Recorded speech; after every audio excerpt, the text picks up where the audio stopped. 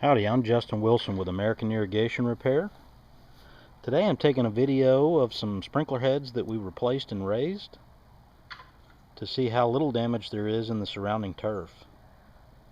There was approximately 25 heads that we changed out and raised, and you can see very minimal damage to the turf. We actually cut the turf out, replaced the head, and then reinstall it.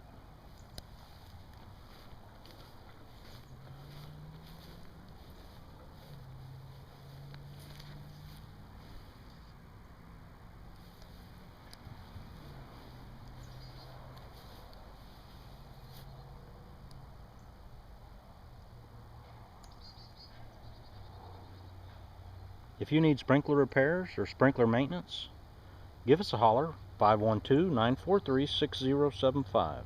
American Irrigation Repair. FixMyHeads.com.